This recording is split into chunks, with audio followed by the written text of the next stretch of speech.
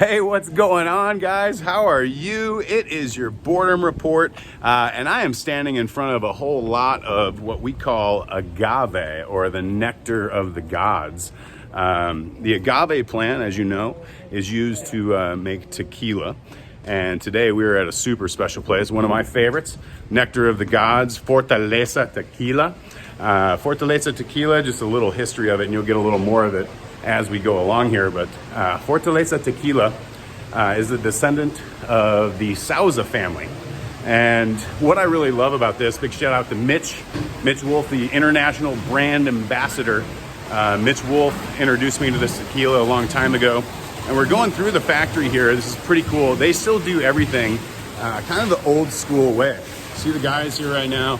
They process approximately 60 tons of agave every week, which I don't know the exact yield on that, but that gets you a lot of juice.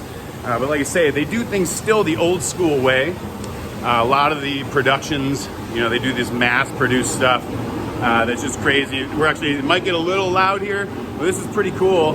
Sorry, I'm sneaking in here, but this is the oven. This is the oven where they cook all the agave at, and they fill this thing floor to ceiling, and then they cook it over the period of like a 36 to 38 hour period. And then they go through, process everything. And then what you guys just saw just a second ago was those big piñas that we saw outside. They're gonna feed those into this shredder right here. Let me zoom around. That goes into this shredder right here, which in turn goes down there and that feeds the juice. So the process that we're on right now, this is the first crush before they're gonna go into the fermentation. So where we're at, you see everything coming down. They just put all these four guys right here, just put all these fibers up onto this tray right here, up onto these racks, ran everything down, and then all the yumminess flows into there. And then what they're gonna have to do is this is all gonna drop back down again, and they're gonna have to do the whole process over again. So pretty crazy. This is, like I say, this is one of my favorite places almost in the world. And I'm super stoked today. We got Miroslava. Miroslava is the marketing genius here. How are you? I'm doing great. Awesome. Hey, do me a favor. Explain to us where we're at, what we got, and Fortaleza, what it is, and what makes it special. Okay, what makes it special, it's the way of making it. It's everything old school. As the great-great-grandfather of Guillermo Erickson Sauza, the fifth generation of the Sauza family. So it's just making tequila as his tatarabuelo did, his great-great-grandfather, 150 years ago. 150 years ago. Yes, Wow, 150 that's pretty years. awesome. So it's just tradition, generations, and culture what Fortaleza has. And this whole property is from the 50s. This used to belong to the third generation of the family Sauza, which we have him back. Oh, this is the Sauza family? Oh, nice. This is Guillermo's Look at grandfather. that. That's Don Javier Sauza. Don, if you don't know, that's the man. Yeah. So Don Javier bought this distillery in the 50s, and it's been from the family since then. And Guillermo in 1999-2000 came back, started to make tequila again in 2002, and 2005 he started to sell tequila as los abuelos. That means grandfather in Spanish, and los abuelos just to honor the three generations of the family Sauza. And then in 2006, Fortaleza to expert, which is fortitude, fortress. So it's two names, but exactly the same tequila, and all made here in this distillery. And it's really awesome too. Like, so if you see the, you ever seen like the piñas, which we showed them outside. Their bottles for Fortaleza are all handmade, right? Yes. Every single one of them. They have a factory outside of Guadalajara, which I think I mentioned. We're in the town of Tequila, which is where tequila is made, obviously. I don't know. They have. Oh, here you can see the bottles right here, and all those bottles are handmade. And then these puppies right here, the corks for it look like little mini piñas, and those are all like hand painted too, right? Yes, they're all handmade. It's resin.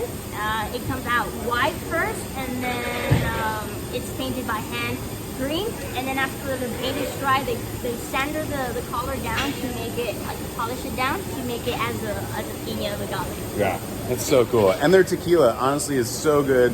I think you really taste the difference of something that's like craft made versus something that's made in like huge production, you know?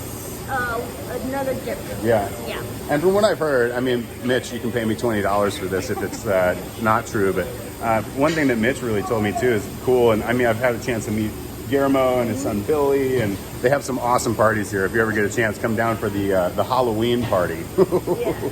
But even the regular one's really cool. You get to go see luchadors, which you know I love that too.